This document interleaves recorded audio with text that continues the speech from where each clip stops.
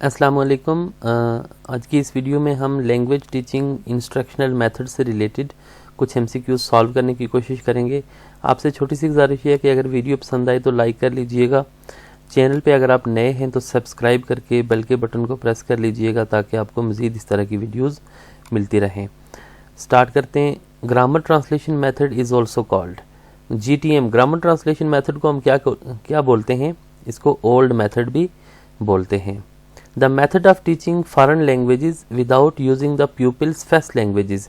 जैसे for example आप अगर उर्दू स्पीकिंग बच्चों को आप अंग्रेज़ी सिखा रहे हैं तो उनकी जो मदर टंग है ना उर्दू बोले बगैर डायरेक्टली आप अगर अंग्रेज़ी सिखाते हैं तो इस मेथड को क्या बोलते हैं?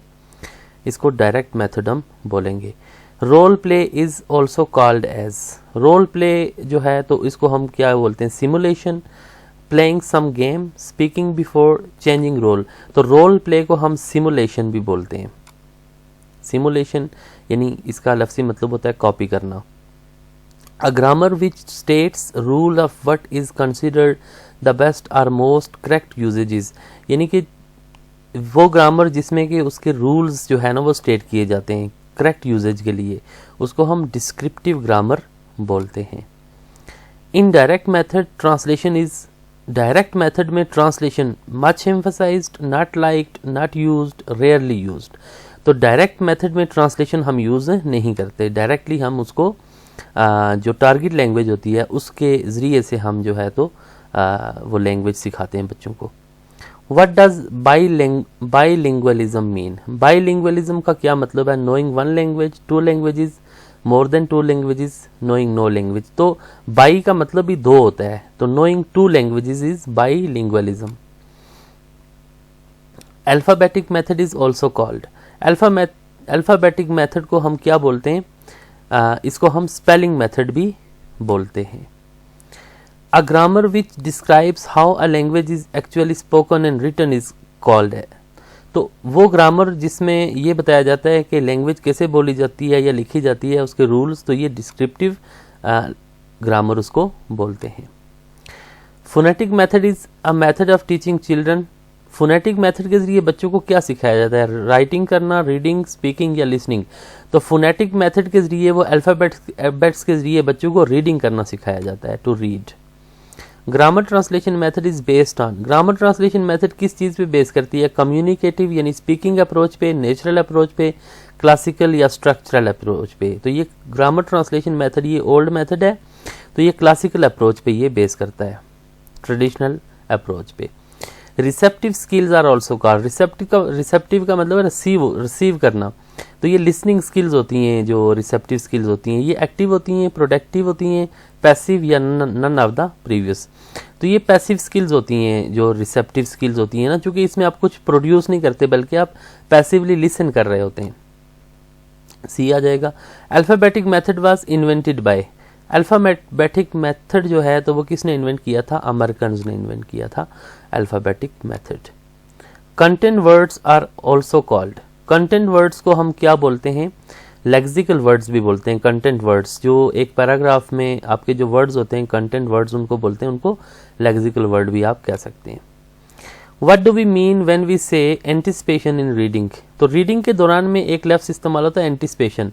एंटिसिपेशन का मतलब होता है कि आप गेस करते हैं कि इसके बाद क्या चीज़ आप रीड करने जा रहे हैं। फॉर एग्जांपल कोई नावल पढ़ रहे हैं तो उसमें भी आप एंटिसिपेट करते हैं कि आने वाले जो पेजेस हैं उनमें क्या वाक़यात रूनमा हो सकते हैं। दिस इज एंटिसिपेशन या guessing. In phonetic method the children are taught to recognise relationship between.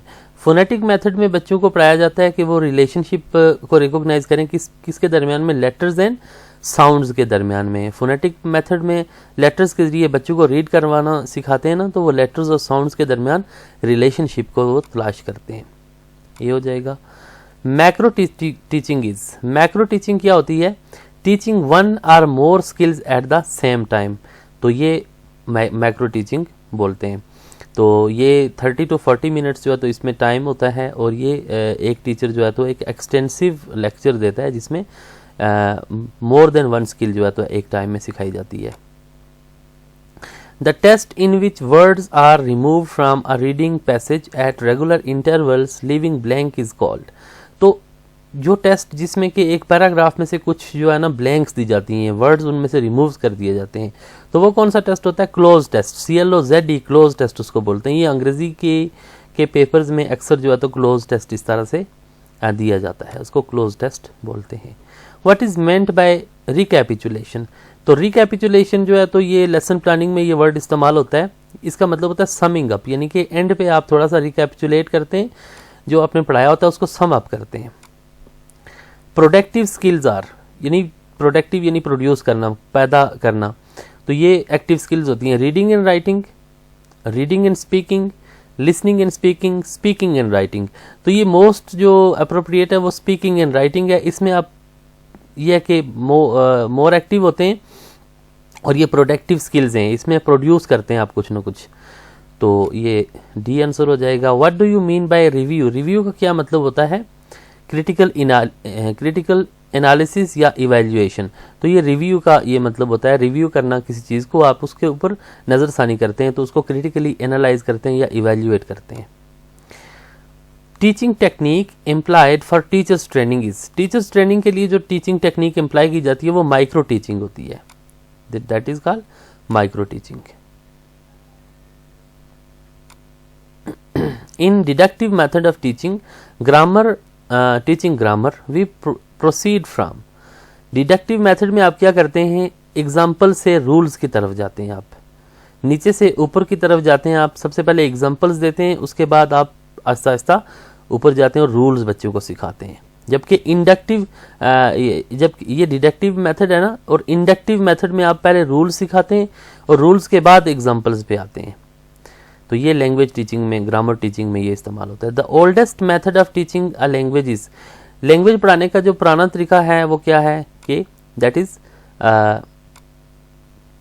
Grammar translation method. जो ओल्डेस्ट मेथड है लैंग्वेज या ग्रामर पढ़ाने का, बी आंसर हो जाएगा। The time period in micro teaching is, micro teaching में कितना टाइम होता है? ये 5 to 10 मिनट्स, जो कि टीचिंग ट्रेनिंग एक टेक्निक होती है। The integral part of communicative approaches, communicative approach में जो मोस्ट इंपॉर्टेंट चीज़ होती है वो क्या होती है?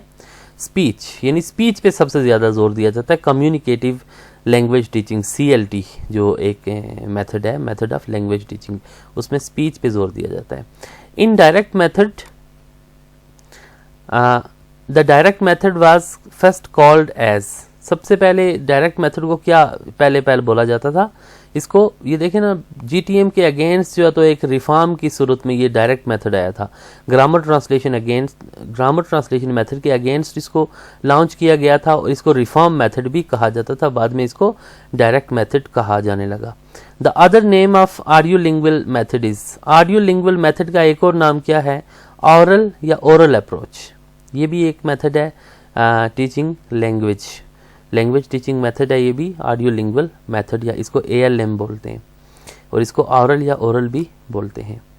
The procedure of alphabetic method is, alphabetic method में हम क्या प्रोसीजर इस्तेमाल करते हैं? सबसे पहले लेटर्स, लेटर से वर्ड्स बनते हैं, फिर फ्रेजेस और फिर सेंटेंसेस। तो ये इसका प्रोसीजर होता है अल्फ़ाबेटिक मेथड का। जबकि सिलेबिक मेथड का क्या होता है? सिलेबिक मेथड में syllables are combined to form words and sentences। इसमें ये मेथड होता है ना कि सिलेबस को मिला के वर्ड्स और फिर सेंटेंसेस बनते हैं। लेकिन ना सिलेबस ये होता है कि मसलन प्रोसीजर है ना, प्रो एक सिलेबस है, सी दूसरा है और जुर 3, इसमें 3 सिलेबस हो जाएंगे, 3 अलग अलग साउंड्स हैं। तो ये इनको मिला के वर्ड्स बनते हैं और फिर आगे सेंटेंसेस बनते हैं। ये इसका एक मेथड, एक तरह की इसका ये प्रोसीजर है। The procedure of sentence method is, sentence method का क्या प्रोसीजर है? इसमें हम सेंटेंसेस को देखते हैं, फिर उनको फ्रेजेस में डिवाइड करते हैं, आगे वर्ड्स में और फिर लेटर्स में। ये एक अप्रोच होती है सेंटेंस मेथड की। A method among method of teaching grammar methods most important are, most important methods कौन से हैं ग्रामर टीचिंग मेथड्स में से? डिडक्टिव एंड इंडक्टिव, इनके बारे में पहले डिस्कस हो चुका। डिडक्टिव एंड इंडक्टिव मेथड जो है वो ग्रामर टीचिंग मेथड्स कहलाते हैं। What is the basic concept of inductive approach? Inductive approach में क्या होता है कि rules should come first and examples later. Inductive में रूल्स पहले आते हैं, एग्जांपल बाद में आती हैं, जबकि डिडक्टिव में एग्जांपल्स पहले आती हैं और रूल्स बाद में आते हैं।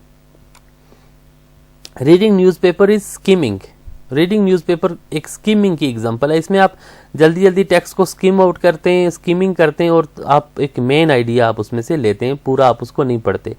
जबकि नावल रीडिंग क्या है, ये एक्सटेंसिव रीडिंग है। नावल रीडिंग एक्सटेंसिव रीडिंग में आप जनरल रीडिंग हैबिट डेवलप करते हैं और इन्जॉयमेंट के लिए आप पढ़ते हैं, उसको एक्सटेंसिव रीडिंग बोलते हैं। जबकि जो बच्चे क्लास में पढ़ते हैं उसको इंटेंसिव रीडिंग बोलते हैं।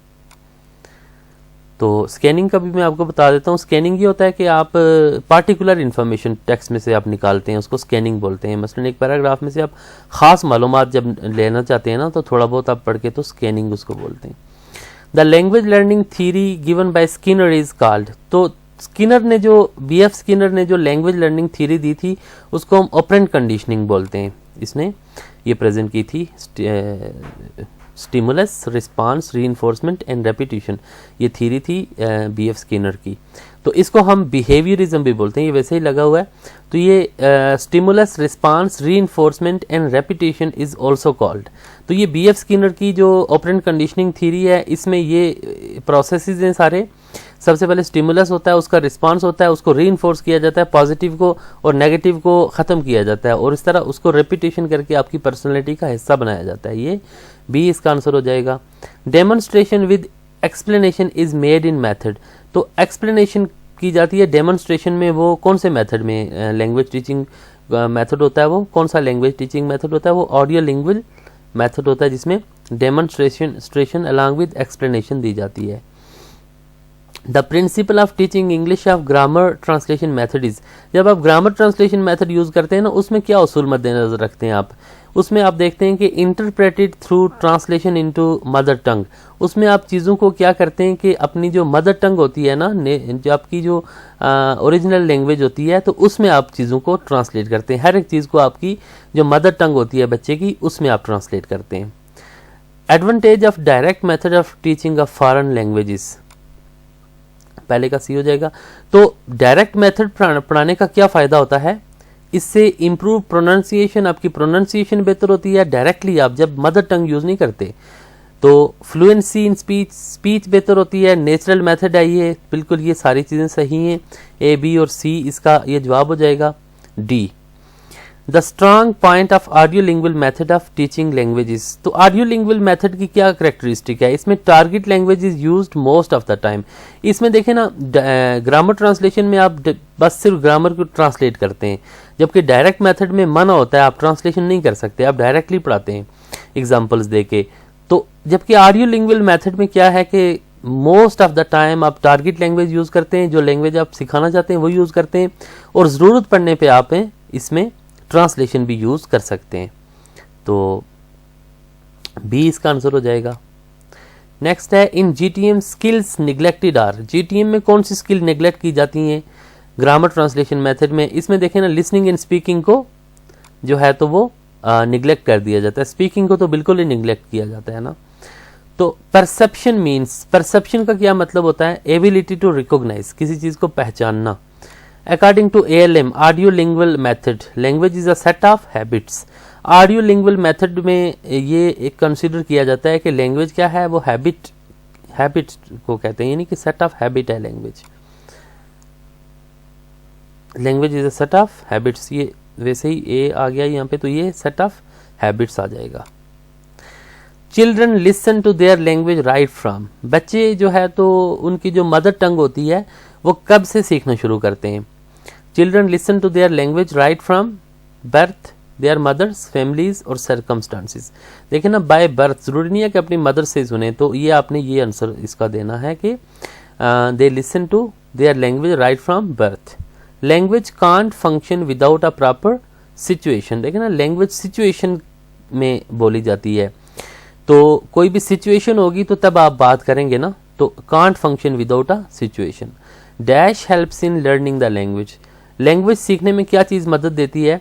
मोटिवेशन। जब तक आप मोटिवेट नहीं करेंगे ना, एक तो होती है ना मदर टंग जो आप बाई बर्थ आप सीख लेते हैं, लेकिन जो टारगेट सेकंड लैंग्वेज होती है या टारगेट लैंग्वेज जो सीखना चाहते हैं आप, तो वो मोटिवेशन के जरिए सीखी जाती है। Language is essentially a habit forming process. तो ये language basically habit formation process है। तो learning a foreign language requires, जब आप फॉरेन लैंग्वेज सीखना चाहते हैं तो उसमें क्या चीज़ ज़रूरत होती है, उसमें प्रैक्टिस बहुत ज़्यादा ज़रूरी होती है। जितनी आप प्रैक्टिस करेंगे उतनी आप लैंग्वेज में मास्टरी हासिल कर सकते हैं। तो the direct method emphasises the value of dash training in learning a foreign language. तो डायरेक्ट मेथड में आप क्या ट्रेनिंग देते हैं, ओरल, मेंटल फिजिकल नन ये नहीं होगा। इसमें आप ओरल यानी स्पीच जो है तो ज़्यादा से ज़्यादा है उस पर फोकस किया जाता है। आपकी जो बोल चाल होती है डायरेक्ट मेथड में उस पर फोकस किया जाता है, तो ओरल हो जाएगा। Since language start through demonstration the direct method makes use of audio visual aids. तो लैंग्वेज चूंकि डेमोन्स्ट्रेशन के जरिए कहते हैं पढ़ाई जाती है, तो डायरेक्ट मेथड में क्या इस्तेमाल होता है, ऑडियो विजुअल एड्स, जिसके ज़रिए आपको जो है तो लैंग्वेज सिखाई जाती है। उसमें ऑडियो से मुराद देखें ना, ये है कि रेडियो के ज़रिए या दीगर मोबाइल के ज़रिए, कंप्यूटर के ज़रिए आपको कोई चीज़ सुनाई जाती है, और विजुअल एड्स जो हैं तो आपको दिखा के तो साथ साथ आपको सिखाया जाता है। तो ये ऑडियो लिंग्वल मेथड में ये किया जाता है। तो ये था आज का लेक्चर। उम्मीद है आपको लैंग्वेज टीचिंग मेथड्स के हवाले से कुछ ना कुछ इन्फॉर्मेशन मिल गई होगी। तो दुआओं में याद रखिएगा। इंशाअल्लाह आपसे फिर किसी वीडियो में मुलाकात होती है। तब तक के लिए अपना ख्याल रखिएगा और अपने इस चैनल का भी। अल्लाह हाफिज़।